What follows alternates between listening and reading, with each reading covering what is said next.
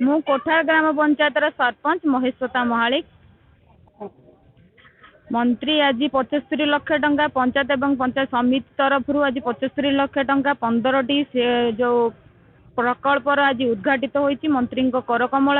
एपाई कोठार ग्राम पंचायत प्रत्येक कर्मकर्ता मानकर बहुत योगदान अच्छी जो मैंने प्राणप्राण चेष्टा करी ए जो गरीब लोक मानकर जो जीवा आसवा असुविधार सम्मुखीन होता सबु प्रकार विभिन्न कार्यकर्ता माने एथिरे बहुत योगदान देइचंदी तांको मो तरफ अशेष अशेष धन्यवाद।